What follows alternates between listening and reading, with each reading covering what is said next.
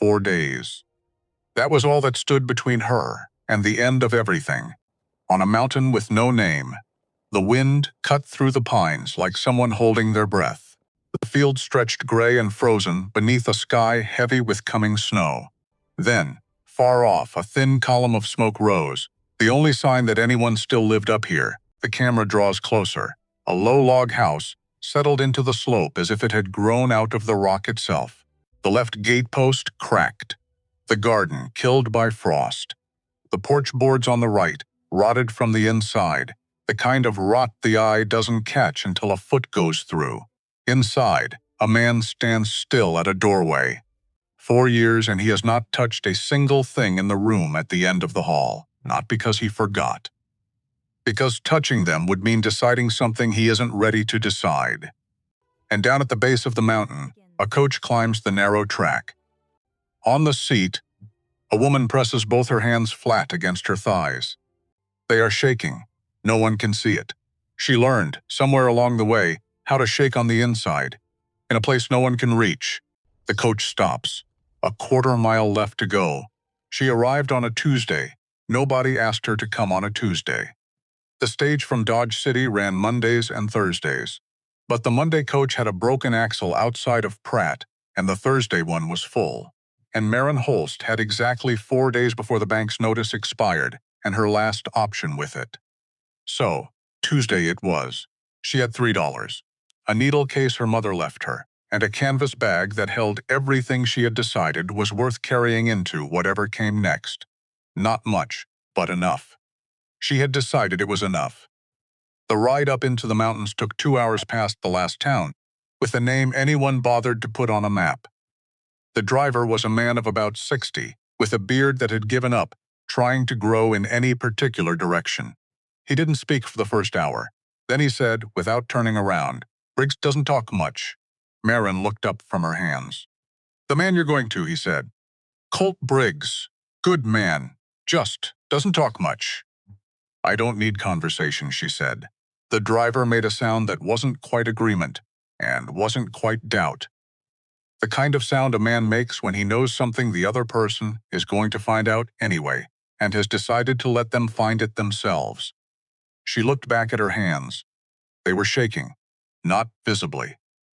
She had learned, somewhere in the 14 months since Thomas died, how to shake on the inside, how to press her palms flat against her thighs and let the trembling happen somewhere no one could see it. It was a skill, a terrible one, but useful. The mountains came up slowly, on all sides. Pine trees thick enough to block the afternoon light. Rock faces where the road had been cut directly into the slope, barely wide enough for the coach. The drop, on the right side, a suggestion rather than a boundary. Cold air pushed through the window. She'd left cracked because the inside of the coach smelled like tobacco, and old wool, and something she couldn't identify that made her think of her grandmother's cellar. Not unpleasant, just old. She thought about the advertisement. She had read it so many times in the Dodge City paper that she had it memorized without meaning to. Mountain Man 38, Cimarron Territory, seeks capable woman for household management and property upkeep.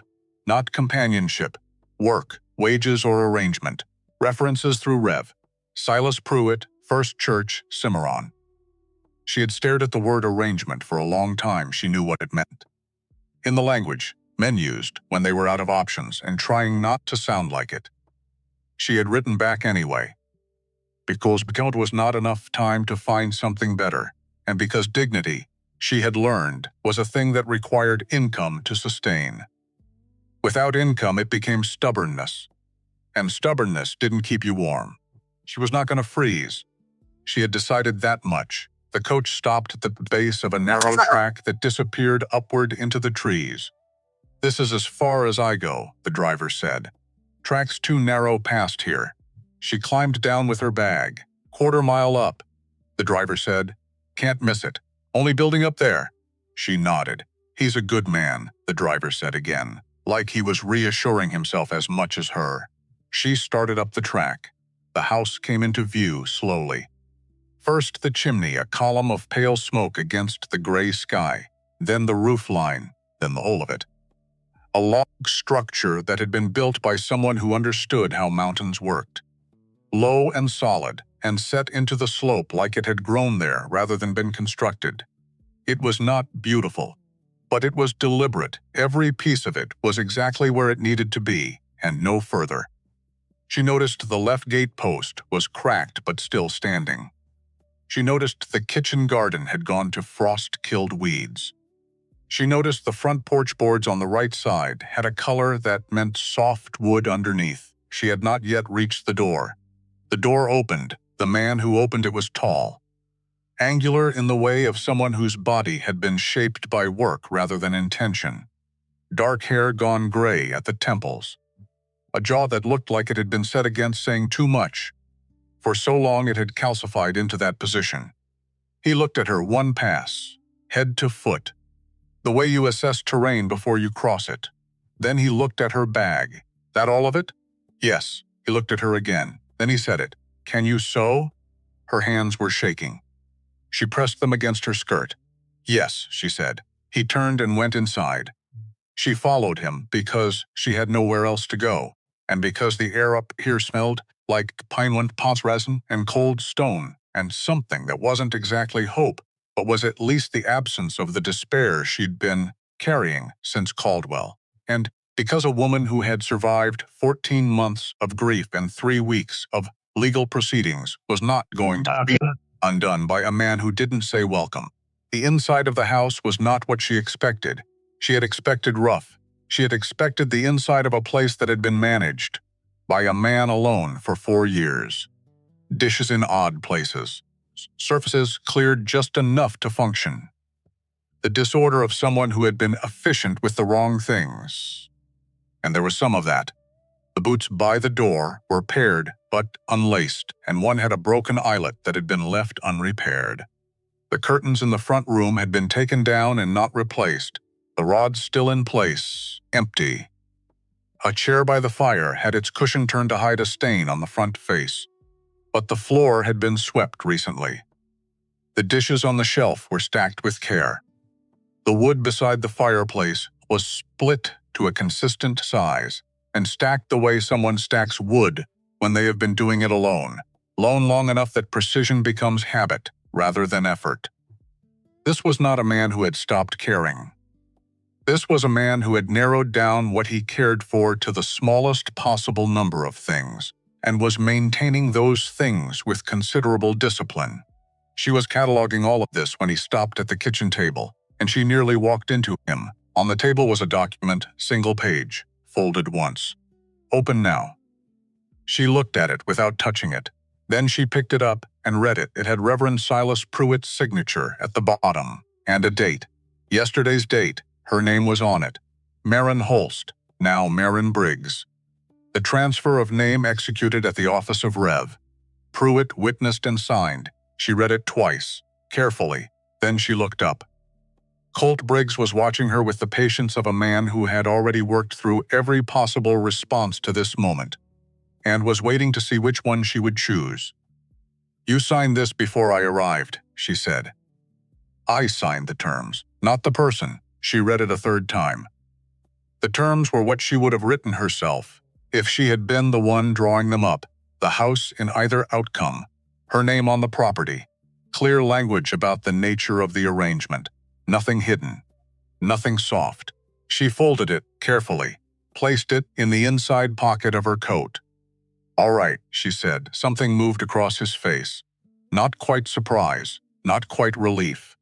The expression of a man who had prepared for negotiation and found none. He picked up her bag before she could reach for it, carried it down the short hall, stopped at a door. Your room, he said, and then he opened it. She stood in the doorway for a moment. This room was small. The mattress was thin, but the ticking was clean. The window faced east. Morning light, she thought automatically. That matters. And then she saw the rest of it. A dress, blue cotton, faded to the color of a winter sky, hanging on a hook near the window. The fabric was old, but it had been hung carefully. Not draped, hung, like something being preserved rather than stored. A brush on the dresser, bone handle, the bristles worn in the middle from use. A small framed photograph on the shelf above the dresser. A woman, young, dark hair pinned up, looking directly at the camera with an expression that was somewhere between amusement and patience. The kind of expression that belongs to someone who has been asked to hold still and is doing so on her own terms. Maren looked at the photograph for a long moment. Then she looked at the dress.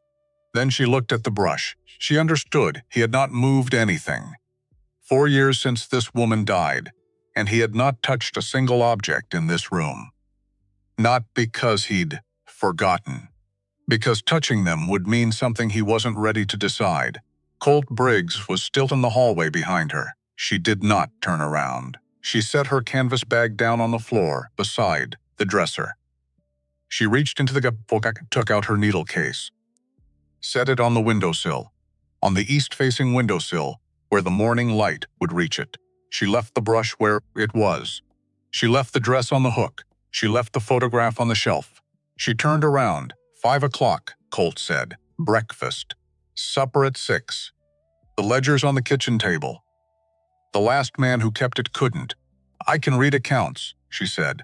He looked at her the way he had looked at her bag. Assessment, not dismissal. The difference mattered. Breakfast at 5, he said again, and left the doorway. She heard his boots on the floor, the back door, then outside. She sat on the edge of the thin mattress and pressed her hands together and let them shake. Just for a moment. Just a minute and a half of shaking that no one would see. Then she stood up, went to the kitchen table, and opened the ledger. The ledger was a problem, but not the kind she'd expected. She had expected the ledger of a man who didn't care about numbers, who paid what seemed roughly right and moved on, who had been slowly hemorrhaging money in directions too small to notice until they added up to something irreversible. This slut Russell. This ledger was careful. The handwriting was neat. The columns were aligned. The entries were dated and labeled and cross-referenced. It was meticulous. And it was wrong, not carelessly wrong, systematically wrong, in ways that required you to understand accounts quite well to notice. The interest calculations used the original principal figure rather than the reducing balance, which meant every month the amount calculated was slightly higher than it should have been. Slightly, not enough to seem obvious, more than enough to matter. She pulled a sheet of paper from the kitchen drawer and began working backward through the numbers. $11 a month, at minimum. Probably more in the early months when the principal was higher. She went further back. 12 months. Maybe further than that. The ledger only went back 3 years to when a man named Silas Fenwick had started keeping it. Before Fenwick, the entries were in a different hand. Rougher. Honest in the way of someone who didn't know enough about accounting to know how to be dishonest with it. The Fenwick entries were something else. She kept going. Found a duplicate payment to a supplier in the 3rd month of Fenwick's records. $18. Same vendor, same amount, same month. 2 separate entry lines. 1 delivery record. She looked for the 2nd delivery record. Found. For nothing. She kept going. A feed invoice marked settled in October of the previous year. No corresponding delivery note in the barn log, which she had found tucked into the back cover of the ledger. Nothing in the hay tallies matched the volume the invoice described. She sat back. The light outside the kitchen window had gone from gray to the pale gold of late afternoon. She had been at the table for 3 hours. She hadn't noticed. She looked at what she had found. 3 things. An interest calculation running $11 over every month. A duplicate payment of $18 that hadn't bought anything. An invoice for hay that had apparently never arrived. These were not the mistakes of an inattentive man. These were not accidents. She did not say this to herself dramatically. She simply noted it, the way you note the weather, and then she got up and made supper. Salt pork. Dried beans she'd found in the pantry. Cornbread from the last of the meal. Simple. But she built the fire right, and the kitchen filled with the smell of rendered fat and wood smoke, and something coming back to use, and she thought that was worth something even if no one said so. Colt came in at 6 exactly. He stood in the doorway for a moment. He was looking at the stove, at the pot, at the cornbread cooling on the board. The way a man looks at something he had stopped expecting to see. He sat down. She set the plate in front of him. Then she set the ledger on the table between them. Open to the interest page. The $11 discrepancy circled in pencil. She sat down across from him. He looked at the plate. He looked at the ledger. You found something, he said. 3 things, she said. The one that needs attention first is the land note. Whoever calculated your interest has been using the original principal instead of the reducing balance. You've been overpaying by $11 a month, at minimum. Probably for the last 18 months based on when Fenwick started the ledger. He was still. That's your money, she said. You can demand it back or apply it forward as a credit against what's due this quarter. The second option closes faster. He was quiet for a long time. How do you know how to read accounts? My father kept the books for a grain merchant in Ohio. I kept them after him, and after that I kept them for myself and Thomas until she stopped, until I didn't need to anymore. Steady, no pity, no calculation either. Just looking. Eat, she said. He ate, she ate. The silence between them was not comfortable, but it was not hostile. It was the silence of 2 people sitting at the same table for the first time, still at deciding what the other one was. She washed the dishes. He went back outside. That was the first night.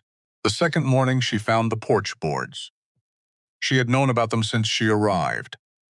That gray soft color at the center was something she had cataloged on arrival, the way she cataloged everything. But knowing about them and stepping through one were different. Experiences. Her foot went through to mid-calf. She caught the rail, stood there for a moment. One foot in the cold air, one caught in splintered wood. The mountain dropped away below the porch in a long slope of pine and stone. The morning was clear and very cold, and smelled of frost, and somewhere distantly of wood smoke from a neighbor's chimney. She assessed, freed her foot carefully, tested the board beside it, the same soft give. The next one, the next, 4 boards minimum, possibly 5. The rot had been spreading from the inside, which meant it had been coming for 2 seasons at least. She went to the barn. Colt was there. He was at the workbench with a length of harness leather, doing something with an awl and a great deal of patience. He looked up when she came in. The porch needs replacing, she said. Not patching. The rot's structural. 4 boards minimum, possibly 5. Do you have lumber? He set the awl down. Back of the barn. I'll need a pry bar and a hammer. He set the awl down slowly. The kind of quiet that means a man is just deciding, not answering it. I'll do it, he said. I found it, she said. I'll do it. He looked at her, not with irritation, with something she couldn't immediately name. Then he got up, found the pry bar on the wall hook, and carried it to the door of the barn, left it leaning against the frame, went back to his harness. She picked it up. She worked through the morning. Methodical. Pulling the rotted boards with the pry bar, checking the substructure beneath, finding it sound. Laying the new boards from the pile at the back of the barn and cutting them to length with the handsaw she'd found hanging beside the lumber. The sun came out properly around 9 o'clock. She rolled her sleeves, pinned her hair back. The mountain was very quiet except for the sound of her hammer, and somewhere below the tree line the occasional call of a bird. She didn't know the name of, she did not know. Until much later, that Colt Briggs came to the barn door twice and stood there watching her work. And both times went back inside without speaking. She drove the last nail at 10:30, sat back on her heels, looked at the 4 new boards, flush and tight, and exactly level, running their full length without a soft spot anywhere. Something loosened in her chest, not relief, larger than relief. The deep, specific satisfaction of a problem correctly solved, the kind that lives in the hands as much as the mind. She had not had a problem she could solve in 14 months. She had had grief and legal language, and a banker who nodded at her citations and told her the outcome wouldn't change. She had had a widow's room in Caldwell with a mattress that was no longer hers, and a collection of condolences from people who looked at her like she was a question they didn't know the answer to. She had not had a porch with bad boards and a pile of good lumber and a hammer. She picked up the tools and took them back to the barn. That evening she told him about the duplicate payment, $18. Same vendor, same month, 2 entries, 1 delivery. He listened the way he did everything. Completely. Without interrupting, "You're certain it's a duplicate?" he said. "Not 2 deliveries?" She showed him the barn log. The tallies for that month. The delivery record with the single entry. He was quiet for a long time. "I'll write to them," he said. "I already drafted the letter," she said. "It's on the table. You only need to sign it." He looked at her. Not the assessing look. Not the careful granting of professional trust look. Something different. Something with a wall still in front of it, but a wall that had shifted slightly. The way a door shifts when someone on the other side leans against it. "Colt," she said, because she had made a decision about that. Not Mr. Briggs. That was too much distance for people who shared a table, but she would not presume on first name until he offered it, or she needed it. He didn't correct her. He signed the letter. The south window was on the 3rd morning. She found it the way she found everything. By looking, the boarding over the window had been up long enough that the interior sill had warped from moisture trapped underneath. She noticed the discoloration in the wood first, then the slight bow in the boards themselves. She took the boards off, 2 nails, then 4. The glass beneath was intact, which surprised her. She had expected cracking. But the frame was the problem. Swollen at the lower joint, cracked along the seam where the 2 pieces of wood met, the gap wide enough now that cold air was getting through consistently. She examined it for a while. Then she went back to her room and opened the canvas bag. In the bottom of it, wrapped in a piece of old cloth, was a tin of wood glue. She had brought it from the homestead because it had been hers, purchased with her own money the spring before Thomas's health turned. She had refused to leave it for the bank. A small refusal. A stupid one, probably. But it had felt important. She brought the tin to the window, cleaned the joint with a rag, worked the glue in carefully, then opened the needle case and found 2 strips of cotton binding, cut them to length and pressed them flat across the joint in a tight X. It would hold until proper repair. Better than the boarding had done. She was pressing the 2nd strip flat when she heard him behind her. She had not heard him come in. "What are you using?" he said. "Wood glue and binding. It'll set by tonight. The sash needs planing about a 1/4 inch along the bottom. The wood's swollen, but it'll close cleanly once the joint holds." He was close enough that she could feel the cold still coming off the coat. She did not turn immediately. Finished pressing the binding flat. "Clara potted that," he said. His voice was different, lower, more careful. Like a man who had said something he had not planned to say and was deciding whether to keep going or stop there. She pressed the binding flat. She didn't like the draft, he said.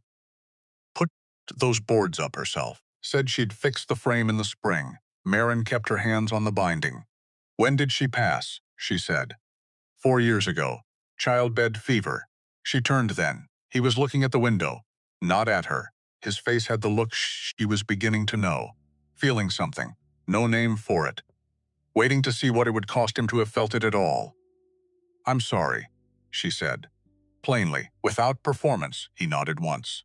That was all. He walked out of the room. She heard his boots on the new porch boards. Solid now, no give. She listened until the sound reached the barn door and stopped, and then she stood in that room, with the binding drying on the window frame, and thought about a man who had boarded up a drafty window because it was the last thing his wife had touched, and who had then watched the house slowly fall apart around that one preserved gesture. She understood that, not in the way you understand things that have happened to other people. In the precise and specific way that you understand things that have also happened to you. She had kept Thomas's reading glasses on the cast nightstand for 11 of the 14 months. She had moved them finally, not because she wanted to, but because the housekeeper who was no longer the housekeeper once the house was no longer hers had asked what to do with them. And she had not been able to answer. She did not mention Clara again. She pressed the binding flat one more time, left the window to dry, and went back to the ledger.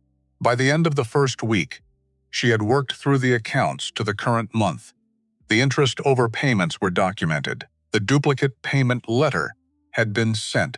The hay invoice discrepancy she was still tracing. She had also on the fourth day climbed into the barn loft. Not because anyone asked her to. Because the amount of feed Coltle was purchasing from the Dodge City supplier did not match what the delivery records showed and did not match what the cattle, based on the herd log, should be consuming. The numbers were off in the wrong direction, more bought than used or stored, which meant either the delivery records were wrong or something was happening to the hay between delivery and use, the loft told her. The eastern section of the floor had never been sealed properly. The seam between the boards gaped in two places, enough that rain and meltwater came through in the right conditions and pooled on the hay bales beneath. She could see the dark staining on the hay, the mold working its way through the bottom third. Of 4 bales she tested with a stick, but $40. She calculated it twice, roughly $40 in wasted hay over the season. Possibly more in seasons before. She climbed back down and went to find Colt. He was splitting wood near the far corner of the property. Working with the economy of motion of someone who has done this particular tasks so many times that the body handles it without consulting the mind. He looked up when she came close enough. The loft floor has 2 unsealed seams on the east side, she said. Rain's been getting in and rotting the bottom bales. I estimate $40 lost this season. He set the axe down on the chopping block. How do you know what the herd should be consuming? My father kept draft horses before the grain business. I counted bales from the time I was tall enough to see over the stack. He looked at her, that look again, the one she had started to recognize. Not the professional assessment look. This was the one where he was finding another room in a house he thought he knew the layout of. A man repeatedly encountering evidence that something he thought he understood is considerably larger than he realized. How many more of those do you have? He said. Problems in the accounts? Yes, 1 more. Possibly 2. I'm still tracing the hay invoice. He picked up the axe. Come inside after supper, he said. There's something I need you to look at. She went back across the field. The pine trees moved in the wind above the property line. Below the ridge, the valley was going gold with the last of the afternoon, the light, the color of old honey. She thought about what he'd said. There's something I need you to look at. Not I have something to show you. Need, the word. From a man who had spent 4 years operating under the apparently fixed belief that he didn't need anything from anyone. She went back to the kitchen and started supper. He brought out the document after they'd eaten, a folded paper, handled many times. The paper had the softness of a page turned over too many times to count. He set it on the table between them without explanation, and she picked it up and read it by the lamp and did not speak for several minutes. It was a promissory note, held by a man named Denton Vare. The note was for the South Parcel. The amount was significant. The due date was 60 days from now. She read it carefully, twice. This note has a renewal clause, she said. Paragraph 4, second section. Written notice of intent to renew delivered before the due date with a witness constitutes valid exercise of the renewal option. He told me the clause was invalidated, Colt said. Verbally, said I'd forfeited it with the late payment last spring. She looked up. Did he put that in writing? No, he said it at the property line. Was anyone else present? His man. Hired. She looked back at the document. The verbal claim has no legal weight against the written terms, she said. The clause stands exactly as it's written. A late payment creates a late fee at the rate specified in paragraph 3. It does not invalidate a separately negotiated renewal option. Colt was very still. He told me I had no choice but to pay the full balance at due date, or accept his offer on the parcel. And his offer? 30 cents on the dollar. She set the document down on the table, pressed it flat with both hands. He's been misrepresenting the terms, she said. Either he doesn't know the law, which I doubt, or he's calculating that you don't. 30 cents, Colt said again, quietly, like a man doing arithmetic in his head for the first time and not liking where the numbers go. I can draft the notice of intent to renew tonight, she said. It needs to be delivered to Vare's office before the due date with a witness present. Reverend Pruitt would serve. Pruitt, Colt said. Yes. He's known Vare since Vare came to the territory. Good. A credible witness matters. She was already pulling the paper toward her. I'd recommend you deliver it in person, not by post. Post can be mislaid. He looked at her for a long moment. I'll take it myself, he said. I'd recommend taking me with you, she said. I can answer his legal objections on the spot. He'll have them. Silence.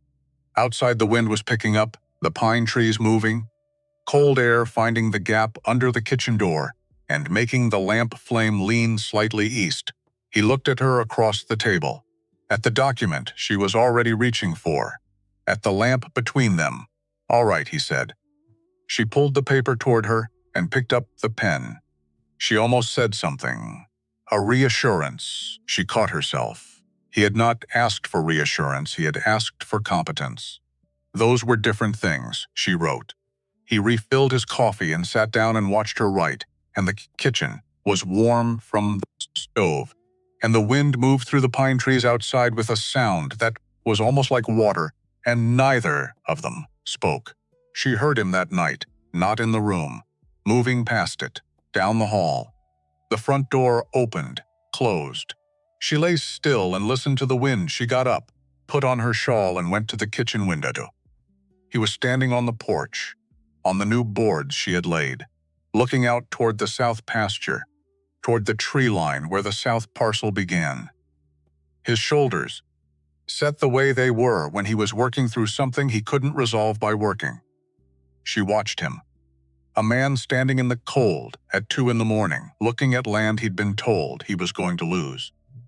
A man who 2 years ago had been offered a way out and refused it because he had not, at that point, wanted to be saved. Something about that, she couldn't settle on what it was exactly. Too large to look at directly. The way certain things are, she went back to bed. She did not know, lying there, listening to the wind, that he stood on the porch for another 20 minutes, that he looked at the boards beneath his feet, at the flush nail heads, and the tight joins, and the absence of that soft give that bad wood makes under a man's weight. That he had noticed, sometime in those 20 minutes, that the window of the south-facing room at the end of the hall was no longer boarded, that there was a faint line of lamplight under the kitchen door that had not been there in 4 years. She didn't know any of that. But she stayed awake until she heard the front door open and close again. His boots in the hall. His door. Then she let herself sleep. The ledger was still on the table in the morning. She was at it before 5, before the stove was properly lit, wrapped in her shawl with a candle, because the lamp needed oil she was saving. She was looking at Silas Fenwick's entries again. Fenwick had kept the ledger for 3 years. Starting from the Sfuffaland, Vare had offered Colt the land note.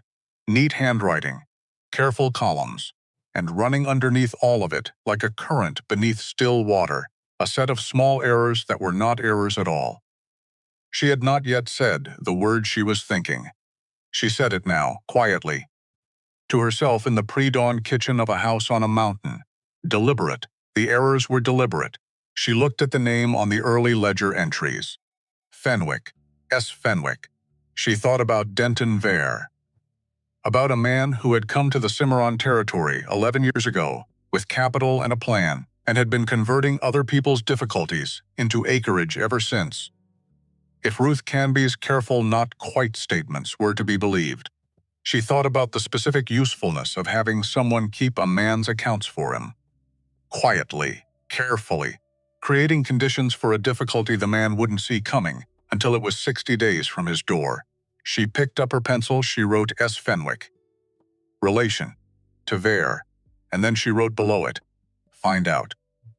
Outside, the sky was beginning to lighten above the eastern ridge. The pine trees turned from black to green in the growing light. Somewhere, below the tree line, the bird she didn't know the name of started again. She got up, built the fire, started breakfast. When Colt came in at 5, he found the table clear, the stove hot, the coffee. He sat down. She set a plate in front of him. He looked at it, at her. At the ledger now closed on the counter. You were up early, he said. I had something to check. He drank his coffee. What did you find? She hesitated. Not because she doubted. Because there was a right way to say this and she was making sure she had it. Fenwick, she said. The man who kept your accounts before me. Do you know if he has any connection to Vere? Colt set his cup down. He was very still. Why? He said. Because the errors in the ledger are not errors, she said. They are consistent, systematic, in the direction that benefits the lender. That requires either extraordinary incompetence or a reason. He looked at her for a long moment. The morning light was coming through the east window now. The window that had been boarded 4 years ago and was open again. It came across the kitchen table and lay across the ledger and across his hands and across the space between them. Fenwick, he said. He came to me through Vere. Vere recommended him. She nodded. She had known that was what he was going to say. All right, she said, and went back to making breakfast. He watched her. She was not certain what he was thinking, but she thought it might have something to do with the shape of a thing you've been living inside of and couldn't see. Clearly because you were too close to its walls. And what it feels like when someone hands you the structure of it from the outside, you can finally see what it is. She didn't say anything else about Fenwick. She didn't need to. The document on the counter, drafted the night before, said most of what needed to be said. The rest could wait for Vere's office. 60 days. Enough time. She had worked with less. She found the connection on a Thursday, not dramatically. Not the way things happen in stories where the revelation arrives with thunder and consequence. She found it the way she found most things. By looking carefully at something everyone else had stopped looking at, the ledger. Again. Third time through the Fenwick entries. She had been cross-referencing the supplier invoices against the delivery records in the barn log. A slow process. Methodical. The kind of work that requires you to hold 3 numbers in your head simultaneously while your hand writes a 4th. She had been doing it since before the sun came up. The coffee had gone cold twice, and there it was. A notation in the margin of the October entry, small, almost not there. Written in pencil, so light it had nearly faded. Per DV, adjust Q3 carry forward. DV, Denton Vere. She set her pencil down, sat back, looked at the notation for a long time. Not an error. Not an oversight. An instruction. Silas Fenwick had adjusted the accounts on instruction from Denton Vere and had noted it, either carelessly or because he expected no one capable of reading accounts to ever open this ledger again, which meant the errors were not errors, which meant the overpayments were not accidents, which meant Colt Briggs had been paying a man who was simultaneously instructing his gear to ensure he kept paying. She picked up her pencil, wrote, October marginal notation. Fenwick received direct instruction from D. Vere to adjust Q3 figures. Written evidence, original ledger, underlined it. Then she closed the ledger, set it in the center of the table where Colt would see it when he came in, and went to make breakfast.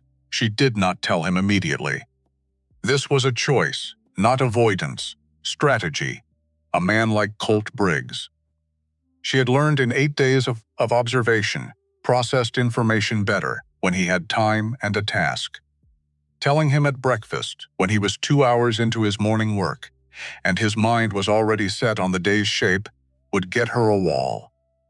Telling him at supper when the day's work was finished, and the kitchen was warm, and his hands were around a cup, would get her the man. So she said nothing at breakfast. He noticed the ledger in the center of the table, looked at it, looked at her. She handed him his plate. He ate. The morning passed. She worked on the kitchen garden. The frost had taken everything, but the soil was still workable, and she had found seeds in the back of the pantry cabinet. Sage, thyme, 2 varieties of hardy onion that had not been planted and would not keep another winter. She turned the beds with the small spade from the barn, broke clods, raked the surface level. The mountain was very quiet. The sky overhead was the hard, bright blue of late autumn at altitude. Her breath made small clouds. Her hands moved. She thought about Fenwick's notation. She thought about Denton Vare. She thought about a man who had arrived in this territory 11 years ago, with capital and a plan, and who had been, if Ruth Canby's careful circumlocutions could be trusted, converting other people's misfortunes into acreage, with a consistency that suggested the misfortunes were not entirely accidental. She planted the onion sets in a straight line. The letter from Hargrove arrived that afternoon, a writer from town. Young man with the discomfort of someone who knew what was in the envelope and wanted no part of it. He handed it to Marin because she was the one who came to the door. Colt's name on the front. Handwriting she didn't recognize. She took it inside and set it beside the ledger. She did not open it. Not her letter, but she looked at the return notation on the back flap. Hargrove and Associates, attorneys at law. On behalf of D. Vare. She looked at it for a moment. Then she put water on for coffee and waited for Colt. He came in just after 5, saw the letter, saw the ledger, saw her face, which she had kept deliberately neutral, because the expression she actually wanted to make was not useful to anyone. He picked up the letter. Read it standing at the counter. Didn't sit down. Read it twice. Set it down, Hargrove, he said. I saw the return address, Vare's attorney. He's been the territory's best for 20 years. She refilled her coffee cup, held it with both hands. May I? He pushed the letter across the counter. She read it 4 pages. Dense. The language of a man who wanted to appear reasonable while constructing a wall. The core argument was this. The late payment of the previous spring had constituted a breach of the note's terms, and that breach had, in the attorney's reading, invalidated the renewal clause as a matter of the note's internal structure. The attorney cited a case from Missouri, 1871. She read the Missouri citation twice, then she set the letter down. He's citing an 1871 Missouri case, she said. I gathered, Colt said. I don't know what that means. It means his attorney is either lazy or betting you won't check. She pulled the letter back toward her. Missouri property law diverged from this territory's framework in 1879 when the Homestead Act extension was implemented. The 1871 case he's citing has no standing here. The precedent simply doesn't apply. Colt was looking at her with that look, the one she had stopped trying to categorize. You're certain? My father argued a similar point with a grain merchant in Columbus when I was 17. I sat through 4 hours of legal correspondence on the subject. Yes, I'm certain, he was quiet. There's something else, she said. She got up and brought the ledger from the table, opened it to October, set it in front of him and pointed to the notation. He leaned forward, eyed it, his jaw set. A man who had been doing arithmetic in his head and had just arrived at a number he didn't want. Per DV, he said, Fenwick was operating on Vare's instructions. The ledger errors were not negligence. They were deliberate. She paused. Colt. Vare recommended Fenwick to you. Yes. The man he recommended to keep your accounts was working for him. While keeping your accounts, silence. The lamp between them made a small sound. The wick needed trimming, so the overpayments, he said. Went to the lender whose man was ensuring they continued. Yes. He sagged back. She let him sit with it. Didn't fill the silence. The silence had a shape and a weight, and it needed to exist before anything else could. How long, he said finally. 3 years. Since Fenwick started the ledger. Which was the same month Vare offered you the note on the south parcel. He looked at the ceiling, the log beams above them. The work of a man who had built this house himself, she had understood from the first week. Every joint fitted by hand. Every beam squared by eye. 3 years, he said. At minimum, he stood up, went to the window, stood there looking out at the dark. Not the heavy stillness of a man who has given up. The coiled stillness of a man deciding what to do next. She waited. What do we do? He said. Not what can be done. Not what should I do. We. The word landed differently than he probably intended it to. We respond to the attorney's letter, she said, citing the 1879 precedent specifically and by statute. We deliver the notice of intent to renew Tavere's office before the due date with Reverend Pruitt as witness. And we document the Fenwick notation and the pattern of errors in a separate summary which we hold. Hold for what? In case we need to demonstrate a pattern, she said, to a judge or to Reverend Pruitt, or to anyone else who might find it useful to know that Denton Vere has been conducting himself this way. He turned from the window. You think he's done this before? I think a man with this much method doesn't develop it on one property. She paused. I think we should find out. He looked at her for a long moment. The kitchen was warm. Outside the wind was beginning, the pines moving on the ridge, the sound of it coming down the slope in waves. All right, he said. She picked up the pen. She wrote the response letter in 2 drafts. The first draft was too sharp. Good law, but too much satisfaction in the delivery. A letter that sounds like it's winning, sounds like someone who's afraid they might not. She put it aside. The second draft was better, precise, measured, citing the 1879 statute by name and next section, noting the specific inapplicability of the Missouri 1871 precedent, affirming the renewal clause as standing in terms that left no interpretive room, and at the end, a single sentence, professionally worded, noting that a comprehensive review of the property accounts had surfaced several discrepancies meriting further examination, not a threat, a fact, stated as one. She read it to Colt after supper. He listened the way he listened to everything, completely. Without expression, the last line, he said, Yes, is that going to make him move faster? Possibly, she said. But it also changes the nature of what he's doing. Right now he believes this is a private matter between him and an isolated man who doesn't understand his own contracts. The moment he knows someone is reviewing the accounts, the picture changes. He might come here. He might. She folded the letter. I'd rather have him here than at the county office without us knowing. Colt thought about it. The way he thought about everything. All the way down. Send it, he said. She set the letter beside the door for morning. Ruth Canby came on Saturday. She came the way she always seemed to do things, without announcement and without apology for the lack of it. A jar of preserved peaches in one hand. A look in her eye that said she had seen something she wanted a closer view of. She set the peaches on the counter without being asked where they went, which told Marin exactly how many times Ruth Canby had stood in this kitchen. Sit down, Marin said, because Ruth was going to anyway, and it was easier to be the one who offered it. Ruth sat. Looked around the kitchen the way a person looks at a room they've known a long time and are checking for changes. The curtain rods were still empty. The floor was swept. The ledger, closed, sat on the shelf where Marin had begun keeping it. And then Ruth looked at her. You've been busy, Ruth said. There was a great deal to do. There always was. Ruth accepted the coffee Marin poured. Colt used to do what needed doing and nothing else, which is one way to keep a house. It's a functional approach, Marin said. Ruth almost smiled. You're being generous. I'm being accurate. Ruth smiled, fully then, set her cup down. He came to see me. 3 weeks before he put the advertisement in the paper. Marin looked up. He didn't tell me he was going to do it, Ruth said. He came to ask if I thought it was a reasonable idea. She paused. Which is the most words he said to me in 2 years. Marin waited. I told him it depended on the woman.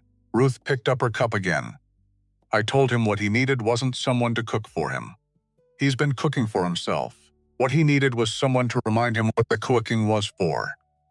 The kitchen was quiet, somewhere outside. The wind moved through the pine trees on the ridge. He asked the right question. Marin said. At the door, Ruth tilted her head. He asked if I could sew, Maren said. Ruth looked at her for a long moment. Understanding something, Maren thought, that she herself was still finding the edges of. He's got his father's jaw, Ruth said finally. And his father never did learn to ask for help until whatever he needed help with was already past saving. She paused. Colt nearly waited that long too. Maren said nothing. Because what was there to say to that? It was simply true, and they both knew it. Ruth stayed an hour. She talked about the Halverson fence repairs, about the creek dropping in August, about the family named Pratt, 3 miles east, whose husband had just that month signed over the north section of their property to Denton Vare. Who had not, Ruth observed, in the particular food tone she used, things she found unacceptable, received a fair price. Maren listened with 2 parts for mind, one part tracking what Ruth was saying, the other part filing it. Pratt. North section. Vare. The Pratts, she said. How long had they held that note? 3 years, Ruth said. 3 years. Same as Colt's note. Who kept their accounts? Maren said. Ruth set down her cup. Looked at Maren with the full attention of a woman who had been wondering when someone would get to that particular question. A man named Fenwick. Ruth said. Maren was still. Silas Fenwick, Ruth said. Came to the territory right around when Vare arrived. Does a great deal of work for Vare's associates? The fire in the stove made a small sound. How many families has Fenwick worked for?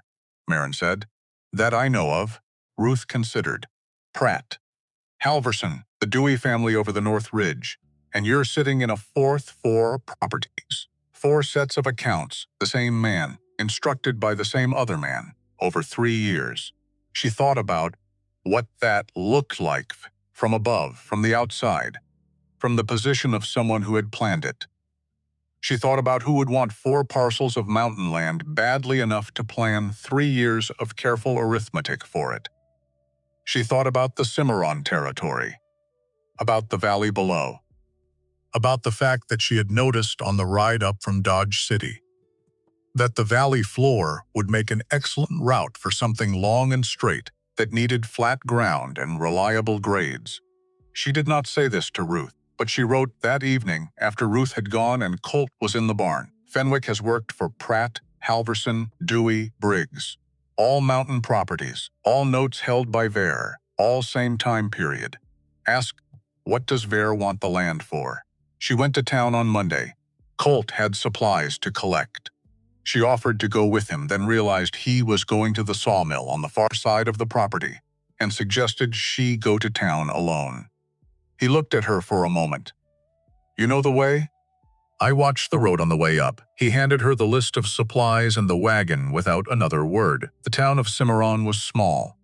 1 main street, a general store, a post office, a church, Pruitt's, white-painted exact, a land office with a sign she noted as she passed. She collected the supplies, salt, nails, thread, lamp oil, and then she went to the land office, not because she had planned to, because the question she'd written down the night before had been sitting in the back of her mind the whole drive down the mountain, and the land office was right there, and the door was open.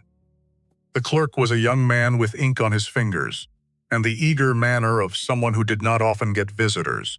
I'm looking for information about survey activity in the territory, she said. In the last 2 years, the clerk blinked. Survey activity, railroad surveys, she said, or land option filings. Large acreage, he blinked again, and then his expression did something, a small shift. The look of a person who has been told not to discuss something and has just been asked about it directly. I can't really speak to. Who filed the options, she said. Ma'am. Was it Vare? Silence. The clerk looked at his desk, at his ink-stained hands.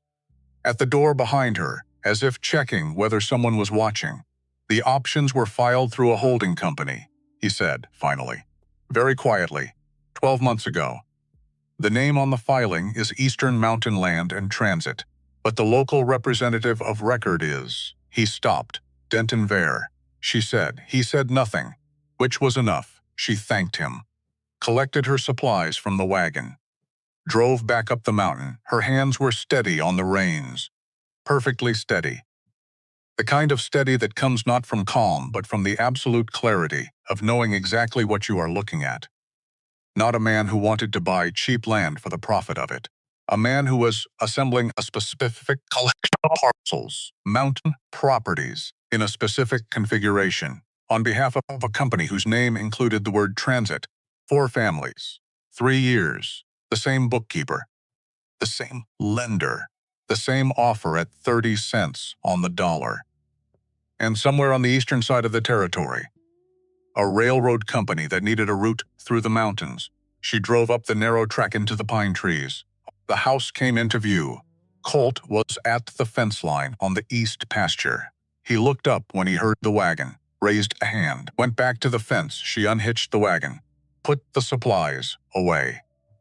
Then she sat at a kitchen table with a piece of paper and wrote down everything in the order she had found it, carefully, precisely, the way her father had taught her to write up an account.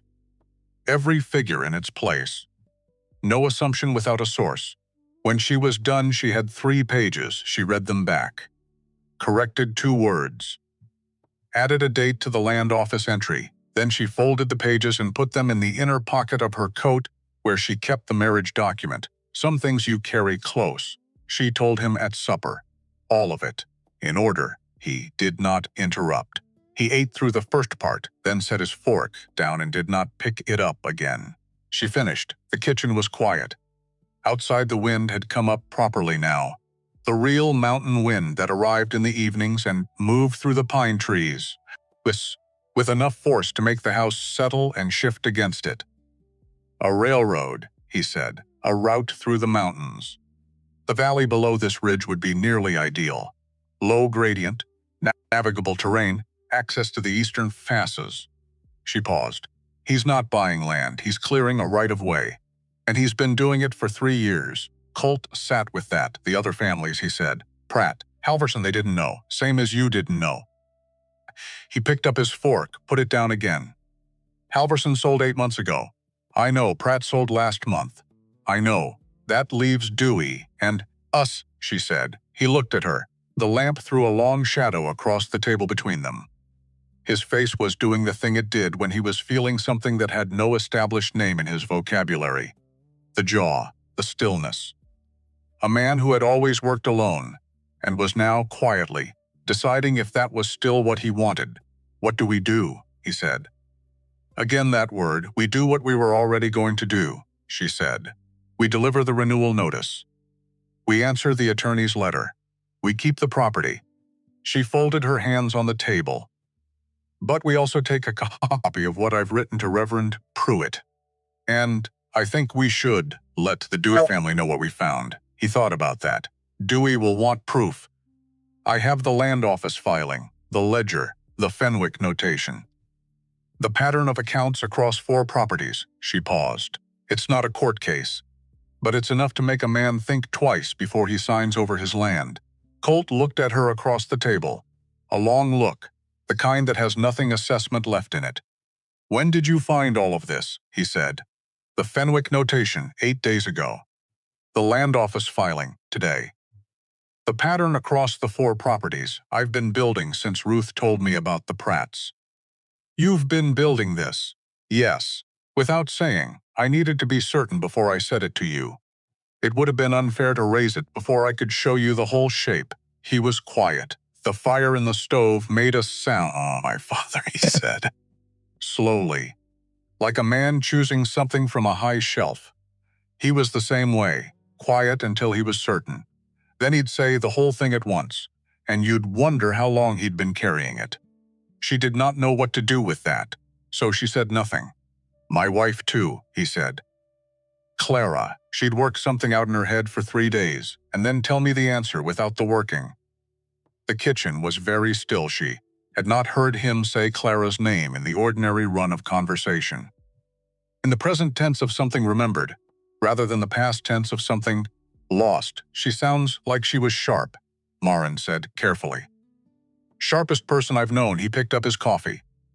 Until recently, he said it to the cup. Not to her, but she heard it. Denton Vare came on a Wednesday. He came in the mid-morning, which was deliberate. A man who arrives at mid-morning has calculated that the other man will be in the middle of work, distracted, slightly off balance, more likely to agree to something in order to get back to what he was doing.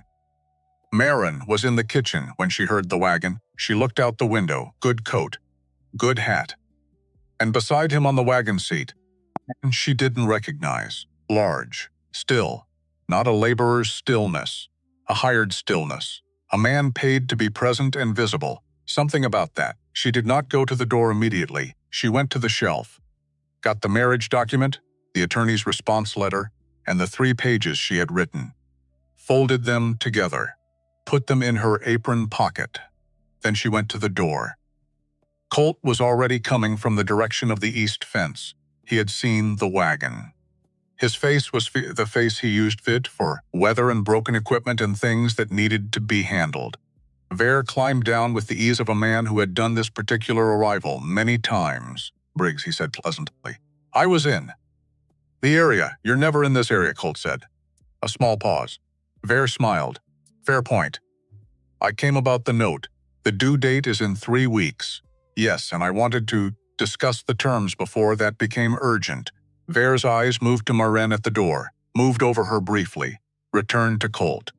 I wanted to make a final offer on the south parcel. Given the circumstances, Colt said. The late payment last spring. The renewal clause question. I want to resolve this amicably, Briggs. I always have. The renewal clause isn't a question, Marin said. She said it from the doorway, clearly. The cold air carrying it across the yard without difficulty. Vere looked at her. Really looked, this time. The brief recalibration of a man encountering something he had not anticipated. Mrs. Briggs, he said. The renewal clause is paragraph 4, section 2, she said. Written notice of intent to renew, delivered before the due date with a witness present, constitutes valid exercise of the option. We're delivering that notice today. I have a copy for your records. She came down the porch steps, held out the envelope. He did not take it immediately.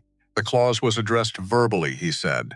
Due to the spring payment issue, name the witnesses, she said, in writing, with dates.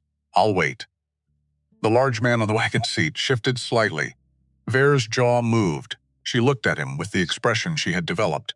Over 14 months of probate proceedings and bankers' meetings and legal language, designed to make her feel like she had understood something she hadn't for exactly this type of conversation. Polite, attentive, absolutely immovable. Your wife seems to be speaking for you, Briggs, Vere said. The contempt in the word wife. She noted it. Did not react to it. She speaks well, Colt said. Flat. Final. I'll let her. Vere looked at the envelope. He looked at Colt's face. He looked at the large man on the wagon seat, who was providing no assistance because there was nothing for him to provide assistance with. There was a woman standing in a yard holding an envelope and a man standing beside her, and neither of them was moving. I'll need to have my attorney review the notice, Vere said. Of course, she said. I've also prepared a summary of the account discrepancies from the property ledger, covering the past 3 years of entries under Mr. Fenwick's management. The summary notes several systematic errors that benefited the lender. She took the folded pages from her apron pocket. Your attorney will find it useful context. Vere looked at the pages. He was very still. I've also given a copy to Reverend Pruitt, she said, for safekeeping. The pleasant surface of him did something underneath, not visibly, not in any way she could point to afterward, but the temperature of him changed. She felt it the way you feel a change in the air before weather. I see you've been busy, he said. There was a great deal to review, she said. He took the envelope. He took the pages. He held them the way a man holds things he did not expect to be holding. I'll be in touch, Briggs, he said. He turned the wagon. They watched it go. The dust settled on the downhill track, thinning between the pine trees. And then the wagon was gone, and the sound of it with it, and there was only the wind and the birds, and the solid ground underfoot. Reverend Pruitt, Colt said. When did you give him a copy? Yesterday morning while you were at the sawmill, she said. I left a copy at the church and asked him to hold it. He looked at her. I told you I thought we should. You did. I thought it was important to have it in a neutral place before Vare's man came to look at the accounts. His man, Fenwick, still has a key to the barn log. I found the impression in the book last week, she said it simply. I changed the lock. He stared at her. When? Last Thursday. I found a spare padlock in the barn. Same manufacturer. Fenwick's key won't fit it? She paused. I was going to tell you. You were going to tell me. I was waiting until I had the rest of it in order. He looked at her for a long moment. The mountain around them was very quiet. The pine trees moved. The sky above the ridge was the deep blue of midday at altitude. A hawk circled once over the east pasture and tilted away on the wind. And Colt Briggs did something she had not seen him do. In the 12 days she had known him, he laughed. Not a large laugh. Not a performance of it. A short, involuntary sound. The kind that escapes when something has been wound very tight for a very long time, and something else has, without asking permission, let just a small amount of the tension out. He turned away, looked at the ridge. She looked at the track where the wagon had gone. The Dewey family, she said. We should go to them before Vare does. Day after tomorrow, he said. Tuesday. I'll take you. The first time he had offered to take her anywhere. All right, she said. She went back inside. Behind her she heard him stand there for another moment in the yard before he went back to the fence. That evening she was in the parlor. She was restitching the split-seam the chair. His chair. The one he sat in every night with his coffee. The cushion had been held together for some time. She had noticed it in the first week. And the seam along the left side was finally coming apart at the back. She was working by the light from the stove. Not the lamp. The lamplight was better for close work, but the firelight was enough. And there was something about the near dark that allowed her to think without thinking. He came in from the barn. She heard the door. His boots. He came down the hall. Stopped in the parlor doorway. She did not look up. The seam was going, she said. Another week and the cushion would have split completely. He did not speak. She kept working. Clara made that cushion, he said. She stopped, looked up at him. He was in the doorway, still in his coat. The lamplight from the hall behind him. I know, she said. The stitch pattern on the back panel is hand-done. The tension's consistent. It's good work. She turned the cushion and showed him the repair on the seam. Invisible, unless you were looking for it. Matching thread. Matching tension. It will hold now, she said. He crossed the room, took the cushion from her, looked at it in the light. His face was doing the thing, the controlled tightening of a man feeling something he has no protocol for. Thank you, he said. It cost him something. She could hear the cost of it. I didn't do it for gratitude, she said gently. I did it because it was worth saving. He looked at her, not at the cushion, at her. And something happened in that moment that neither of them named, and both of them felt. She looked back at her sewing. He set the cushion on the chair and sat down in it. He did not go back to the barn. That was new. He sat with his coffee. She finished the seam. The lamp burned between them. The stove made small sounds, and neither of them spoke. And both of them knew that something had changed without being able to say when or what exactly it had become. She found him on the porch at midnight. She had not been able to sleep. Not for any dramatic reason. The numbers in her head, the land office filing, the shape of the thing she was looking at, and trying to see all the way around. She got up, put on her shawl, went to the kitchen. He was outside. She could see him through the window, standing on the porch in the cold, looking south.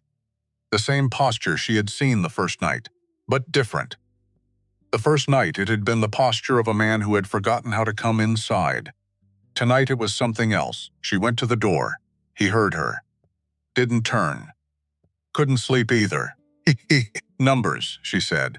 Land, they stood there. The sky was enormous. Clear and cold and salted with stars, the Milky Way a visible smear above the ridge. Below the tree line the valley was dark and quiet. The south pasture lay silver in the starlight, The fence lines she had been watching him repair running straight across it. "He's going to come back," Colt said. "Yes, lawyers. Next time. Better ones, probably." "And when that doesn't work?" She thought about it. "He needs the land more than he's letting on. The railroad filing has a timeline, which means he's patient, which means when the legal approach doesn't work, he'll try something else." She paused. "But we know the shape of it now. That changes things." He was quiet. "You've been carrying this alone a long time," she said. He turned then. Looked at her the way you look at something you've been holding at arm's length, because looking at it directly meant deciding something. "Marin," he said first time. Just her name. Nothing attached to it. Like a man who needed to say it out loud before he could say anything else. But he didn't say anything else. He looked back at the south pasture, and she stood beside him in the cold for a while. The wind moved through the dry grass at the edge of the pasture with a sound like something settling. Above them, the sky was enormous and sharp and indifferent. And there, in every direction, which was its own kind of reassurance, she was still in it. The world. She was still in it. And there was work to do. And she was the person who knew how to do it. She went inside first. She heard him follow a few minutes later. The house was warm. She went back to her room, picked up the ledger, opened it. The numbers looked back at her. She began to work. The Dewey farm was 3 miles north. Colt knew the way without thinking about it. Not from maps. From years of moving through the same terrain, until the terrain became something his body understood before his mind caught up. Marin sat beside him on the wagon. She had brought the 3 pages, the ledger summary, the land office notation, folded in her coat pocket next to the marriage document, which she still carried, both of them close. Both of them important for different reasons. She hadn't fully sorted yet. The track north ran along the ridge line. Pine trees on both sides. Below them, through gaps in the trees, the valley floor was visible. Long and flat, and running east to west in exactly the configuration she had been thinking about since Monday. She looked at it. As they passed, a railroad through that valley would need to come from the east. Would need to climb gradually. Would need at some point to negotiate the mountain grade. And the best way to do that, the most direct route, ran straight through the south parcel of the Briggs property. She looked at it for a long time. Colt did not speak, which was fine. She wasn't ready to speak either. Eldon Dewey was a man of about 50 with the patient, weathered quality of someone who had been farming at altitude long enough that difficulty had stopped being a surprise and had become simply the texture of things. He came out when he heard the wagon. His wife, a small woman with red-chapped hands, appeared in the doorway behind him and stayed there. "Briggs," Dewey said. "Dewey," Colt climbed down. "This is my wife. She's been reviewing the property accounts." Dewey looked at Marin, not dismissively, with the careful attention of a man who has learned to evaluate things correctly, because the cost of evaluating them incorrectly is too high. "You've had trouble with the accounts?" Marin said. It was not a question. Dewey was quiet for a moment. "Come inside," he said. They sat at the Dewey kitchen table, which was larger than Colt's, and had the marks of children on it. Initials and old cuts, covered now by a cloth, which told her something about the stakes of this conversation that the words hadn't yet. She laid the 3 pages on the table. She explained it the way she had explained everything, in order, with sources. The Fenwick notation, the land office filing, the pattern across 4 properties, Eastern Mountain Land in transit. Dewey listened. His wife came to stand beside him partway through, put her hand on his shoulder, stayed. When Marin finished, the kitchen was quiet. "A railroad," Dewey said. "The valley below the ridge," she said. "There needs a right-of-way through the mountain properties to access the eastern passes. Your north section and our south parcel are the 2 remaining pieces he doesn't hold." Dewey looked at the pages. "Fenwick kept our accounts for 2 years, he said. "I know. Recommended by Vare's man in town. I know that too." Dewey looked at his wife, one of those looks that married people have. that contains more than it shows. We've had 3 visits from Ver in the last 6 months, Dewey said. Every time the offer gets lower. Because he thinks you're running out of options, Marin said. He's creating the conditions for it and then offering to resolve them. Can we stop him? She folded her hands on the table. You can do what we're doing. Deliver the renewal notice before the due date with a witness. Document the account errors. Keep the paper trail. She paused. I'd recommend you get your own accounting reviewed. Independently. Someone with no connection to Ver. That's you, Dewey said. I'm not a professional accountant, she said. You found all of this. She did not argue the point, because the truth would she knew she could do it. But offering felt different from being asked. Being asked had a weight to it that she wanted to sit with before she answered. Let me look at what you have, she said. I'll tell you what I find, Dewey nodded. His wife went to the shelf and brought down a ledger. She spent 2 hours at the Dewey table. Colt sat with Eldon Dewey on the porch. She could hear their voices occasionally, low. The rhythm of 2 men talking about land and weather, and the kind of things that men who work the same terrain find in common without trying. She worked through the Dewey ledger, Fenwick's handwriting. Same neat columns, same systematic errors, same marginal notation in October, different year, per DV, different property, same hand, same instruction. She documented everything. The same categories she had used for Colt's ledger, overpayments, duplicate entries, invoices without corresponding delivery records. When she was done, she had 4 more pages. She set them on the table beside her own 3, 7 pages total. A pattern is a single thread pulled. 7 pages is a rope. She folded them carefully, separated the Dewey pages from her own, gave Eldon Dewey his copies when she came back outside. The overpayments on your note total approximately $43 over 18 months, she said. The most urgent thing is the renewal. After that, the documentation. Dewey held the pages, looked at them, looked at her. How much does Colt pay you, he said. She blinked. I mean, no disrespect. I mean, to ask if you'd be willing to look at other accounts in the area for pay. Because there are at least 4 families I know of who've been losing sleep over Ver and Fenwick and don't know why. She looked at him. She had not thought about that. Not in this form. She had been thinking about the immediate problem, about the notice of renewal, about the attorney's letter, about the due date that was now 17 days away. She had not thought about what came after. Let me get through the next 3 weeks, she said. Then we'll talk. On the drive home, Colt was quiet for a long time. Then he said, Dewey asked if you'd look at others' accounts. You heard that. I have good ears. She looked at the valley below the ridge. The afternoon light on it, long and gold and reaching. Would you mind? She said. He thought about it. Properly. Not like a quick answer. No, he said. I wouldn't mind, and then... Because apparently that was settled.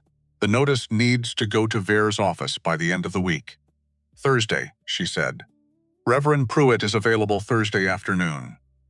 He confirmed when I left the copy. Colt looked at her sideways. You confirmed that already Tuesday morning, when I left the copy. Before Ver came.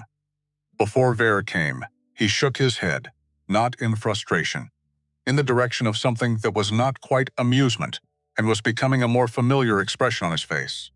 All right, he said. Thursday. The second letter from Hargrove arrived on Wednesday. 6 pages this time, which meant one of 2 things.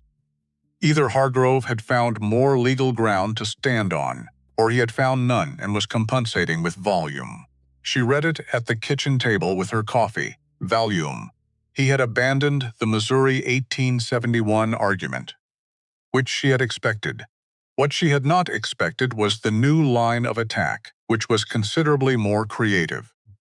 Hargrove was now arguing that the marriage document itself, being filed after the initial note terms were established, constituted a material change in the property's legal standing, and that this change required renegotiation of the note terms before any renewal option could be exercised. She read it twice, then she read it a third time very slowly. It was clever, It was entirely wrong, but it was clever enough that it would take someone who understood the 1879 Territorial Property Statute very precisely to explain why. She got up, put more water on for coffee, sat back down. The argument depended on a reading of the Marriage Property Clause that applied under the old Missouri framework, but had been explicitly superseded in this territory. She knew this because she had looked up the territorial statute herself 3 weeks ago when she was reviewing the original note terms and had thought at the time that it was good to know. She pulled out a fresh sheet of paper begging to write. The response took her 2 hours, not because she was uncertain, because she was certain and wanted every sentence to show it. Precision without arrogance. The legal equivalent of standing in a doorway and being absolutely immovable, without making a sense or callous movement. When she was done, she read it back. Good better than good. She set it beside the door. Colt read it that evening.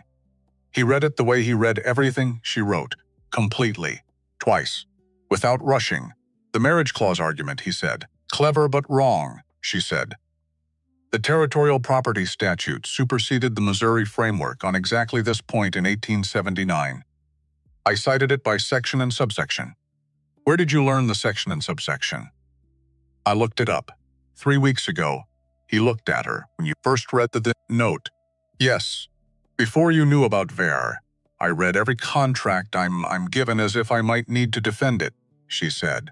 My father taught me that. He said the time to read the fine print is before there's a problem. Because after there's a problem, you're reading it, under pressure, and you miss things. Colt was quiet. He sounds like a useful man, he said. He was. She took the letter from beside the door and put it with the envelope they would take to Reverend Pruitt in the morning. Get some sleep, she said. Thursday is going to be a long day. He picked up coffee. Marin. She turned. He was looking at his cup, the way he looked at things when he was choosing between the honest words and the easier ones. She had learned this about him over 18 days. The cup meant he was about to say something real. The late payment, he said, last spring. The one Ver has been using. Yes, I made it late on purpose. She waited. I had the money. I could have paid on time. He set the cup down. I didn't. Because if I paid on time and the note renewed and the property continued, I was going to have to keep being here, this. And I wasn't, he stopped. She understood what came after the stop. You weren't sure you wanted to keep being here, she said quietly. He nod. Slow. The kind that costs something to give. That's what you meant, she said, 2 years ago. The offer to pay the note. You refused it because you weren't sure you wanted the problem solved. He looked at her. Yes, the kitchen was very still, she thought about what that cost him to say. A man who had spent 4 years being completely self-sufficient, operationally and emotionally. Admitted that there was a period, a real period, where he had been letting things run down on purpose, including himself. But you're still here, she said. Yes, so something changed. Something changed.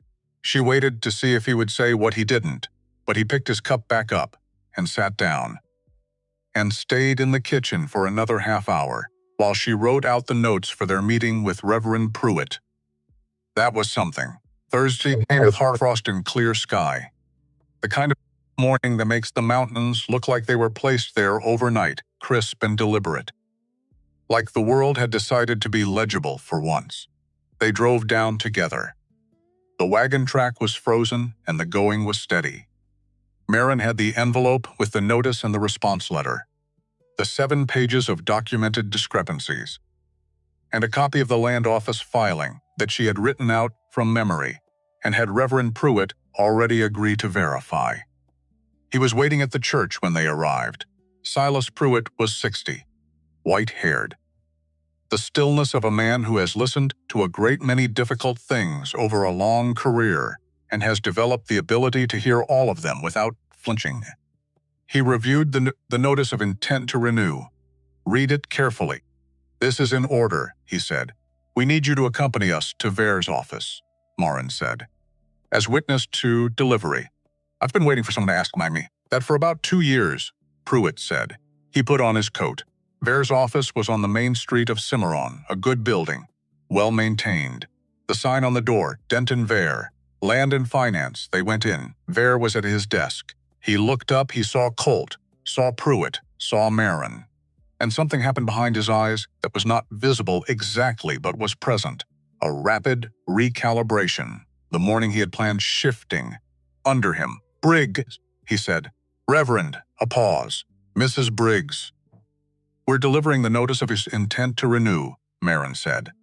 Paragraph 4, Section 2 of the original note. We're also responding to Mr. Hargrove's letter of this week. She put both envelopes on his desk. He did not pick them up. Immediately, the marriage clause argument, he said. Hargrove's position is that the Territorial Property Statute of 1879, Section 12, Subsection 3, explicitly supersedes the Missouri framework on spousal property rights in note agreements, she said. Mr. Hargrove cited that framework. It doesn't apply here. The response letter contains the specific citations. Vare looked at the envelopes, looked at Pruitt. Pruitt stood near the door, with his hands folded, still, present. The way a man stands when his presence is the point. You've been thorough, Vare said. The notice is valid, she said. The renewal clause stands. We're exercising it. He was quiet. The office was well furnished. A clock on the wall. A good rug.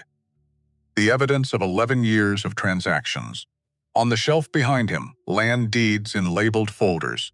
She could see from where she stood that 3 of the folder labels were property names she recognized. Halverson, Pratt, Dewey. Except Dewey's folder was thinner than the others, which meant Dewey hadn't signed yet, which meant there was still time. The Dewey property, Vare said, following her gaze. I imagine you've been to see them. We have, she said. And what did you tell them? The same thing I'm telling you. The renewal clause stands. The account errors are documented. The pattern is documented. She paused. I've also prepared a summary of the Eastern Mountain Land and Transit filing at the county land office, the one you filed as local representative of record 14 months ago. The clock on the wall ticked. Vare was still. That's public record, she said. I simply read it. He looked at her for a long moment. The pleasant surface of him working hard. The man underneath doing arithmetic of a different kind. Mrs. Briggs, he said. The contempt from before was gone. In its place was something more careful, more considered. The tone of a man who has encountered an obstacle he did not expect and is reassessing its dimensions. You're a capable woman. Yes, she said. I am. He picked up the envelopes. He did not say anything else. Reverend Pruitt made a note in the small book he carried, dated it, signed it. The renewal is filed and witnessed, Pruitt said. As of today, Vare nodded once. They left. Outside the air was very cold and very clean. Pruitt shook both their hands, said quietly to Marin, I've been hoping someone would do that for 2 years, and walked back toward the church. They stood on the street. The mountain rose above the town. The sun was on it. The snow on the upper ridge, bright enough to hurt. Below the ridge the valley ran east to west, flat and long. It worked, Colt said. It was always going to work, she said. The law was on your side. It just needed someone to say it out loud. He looked at the mountain. She looked at the valley. The railroad route was still there. The plan was still there. Vare would find another way eventually. Men like Vare always did. But not today, not this property. Not while she had 7 pages of documented discrepancies and a copy of the land office. Filing full end. Text of the 1879 Tarot committed to memory. He'll try again, Colt said. Probably, she said. But it'll be harder now. We've made the shape of it visible. To Pruitt. To Dewey. To the county land record. She paused. Visible. Things are harder to do quietly. He looked at her. That look. The one with no wall in front of it. He held it for longer than usual. Then he turned to the wagon. Come on, he said. It's cold. She followed him. But she noticed, as they drove back up the mountain track, that he took the long way. The road that ran along the ridge before descending to the property. The road with the view. He didn't say why. She didn't ask. She just looked at the valley below. Long in gold in the late morning light, the pine trees on the slopes above it, the ridge, the sky. The world was very large. She was still in it. Ruth Canby came that afternoon, without Peaches this time, just herself, which meant she had heard. She came in, sat down, accepted coffee. Pruitt told the Halverson boy, she said by way of explaining her speed. Who told his mother? Who sent her hired man? Word travels, Marin said. On this mountain it goes faster than weather. Ruth wrapped her hands around the cup, looked at Marin. How are you? Fine, Marin said. That's not what I asked. Marin stopped. Considered the question. I don't know yet, she said. Ask me in a week. Ruth nodded. Like that was the right answer. Like the wrong answer would have been the easy one. Dewey's wife sent a message, Ruth said. She wants to know if you'll look at the Halverson accounts, too. I told Eldon to give me 3 weeks. I know how long it's been. Marin set her cup down. I meant 3 weeks from the meeting, not from today. Ruth smiled. The real one. The one she kept behind the careful one. There are 4 other families, Ruth said, in this territory, who've had Fenwick in their accounts. Marin looked at her. 4, she said. 4, she sat with that. 4 more sets of books. 4 more patterns of deliberate errors. 4 more families who had been quietly paying more than they owed to a man who had arranged for them to do it. She thought about what Eldon Dewey had said. Would you be willing to look at other accounts? For pay. She thought about what her father had taught her. How to hold a column of numbers in her head while her hand wrote a different one. How to find the error that wasn't an error. How to read the shape of something before she saw the whole of it. She had been doing this since she was 14 years old. She had been doing it for other people, for her father, for Thomas, for the grain merchant, for the bank she had tried to argue with over her own land. She had never once done it for herself. Until now. Tell them I'll come, she said. After the new year. 1 property at a time. Ruth looked at her with the expression she had been looking at her with since the first visit. The one that said she had been hoping for a particular thing and was the first clear evidence of it. Good, Ruth said. Just that. Good. She finished her coffee and left. Colt was in the barn when Ruth's wagon went back down the road. Marin stood at the kitchen window and watched it go, and thought about 4 more families. About 7 pages of documentation, about a territorial statute she had memorized on a Tuesday afternoon 3 weeks ago, because her father had told her to read things before there was a reason to. She thought about what she was good at. Not a comfortable thought, exactly. She had spent 14 months not thinking about what she was good at. She had spent 14 months thinking about what remained. What was left after the land and the income and the person she had built her life alongside had been taken away in that order. By that particular combination of fate and lung disease. And a banker who had told her the clause she cited was a fine point that didn't change the outcome she had thought was starting over. But you don't start over. She understood that now. You carry forward, all of it. The 14 months and the grain merchant's house and the 14-year-old girl counting bales in the dark, and the woman who had learned to set a fence post and mix wood glue, and read a promissory note by lamplight. You carry forward and you set it down somewhere. This was where she had set it down. She went to the kitchen table, opened the ledger to the current month, began to write. She was still writing when Colt came in. He stopped in the kitchen doorway, took off his coat, hung it on the hook, looked at her. Ruth's message, he said. About the other families, you heard. She talks at a volume that assumes people need to hear. Marin looked up. 4 more properties, I know. They'll need to be reviewed, documented. The renewal notices prepared before their due dates.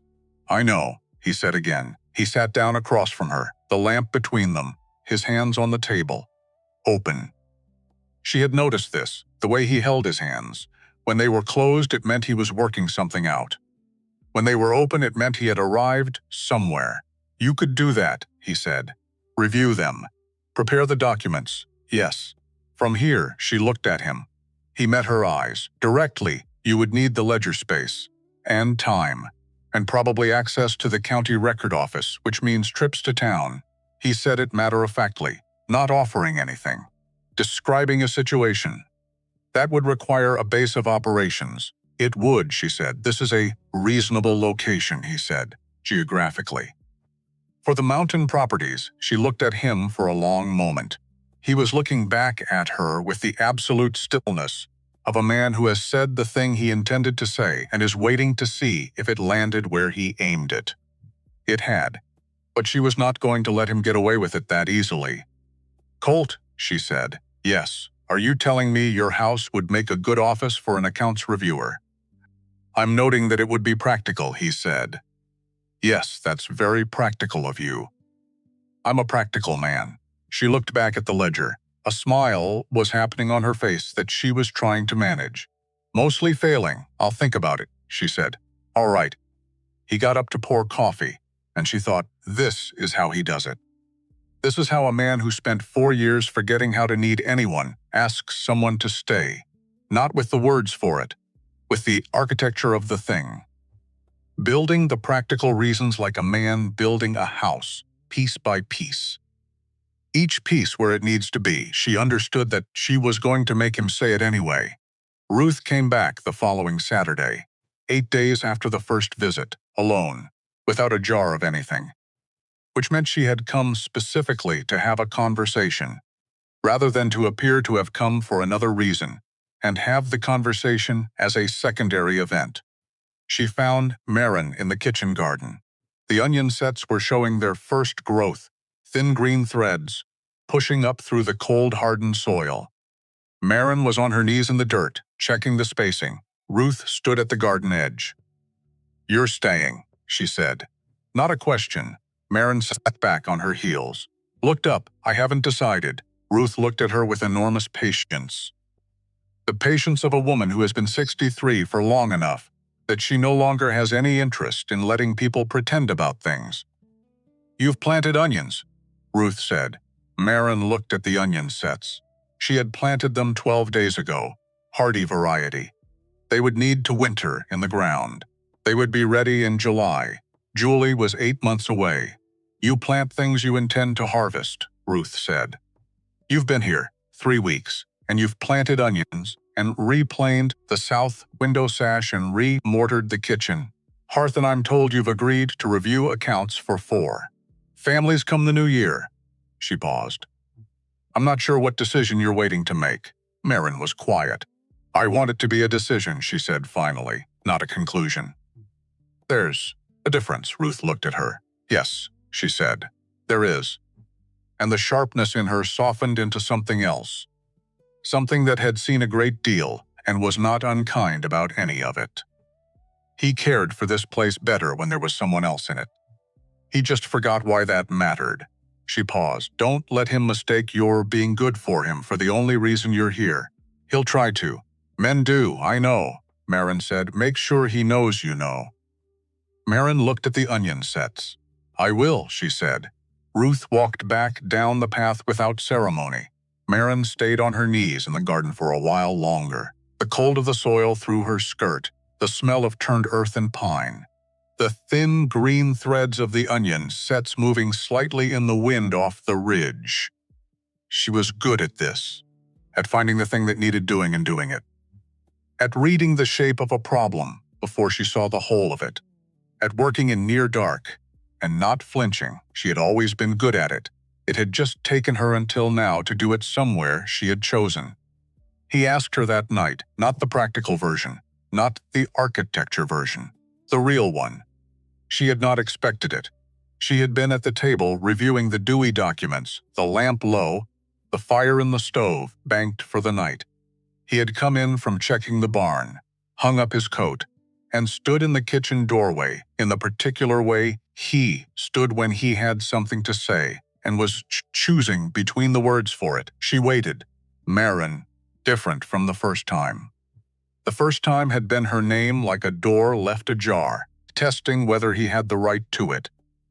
This time, it was her name said the way you say something that has become necessary. That you cannot get to the next thing without saying first. She set down her pencil. Marin.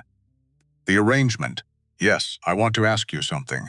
She waited. He came into the kitchen. Sat down. Not across from her. Beside her, which was different. The lamp between them, low. The arrangement was a legal document, he said. Terms. He stopped. That's not what I'm asking about. She looked at him. His hands were open on the table. Do you want to stay, he said, not as a suggestion. Not as a practical observation about the geographic utility of the location. 4 words. Plain. Kind of plane that costs something to get to. She thought about the needle case on the east windowsill, where she had put it the first day. On the east side where the morning light reached it. Which was either something she had done practically or something she had done because she already knew, on some level she hadn't consulted yet, that she was going to want the morning light there. She thought about the dress on the hook, which she had not moved, not because she was performing sensitivity, because it belonged there, because Briggs hung it there, and it was still hers. And this was still, in some way that did not conflict with Marin being here, her house too. She thought about the onion sets, 8 months away.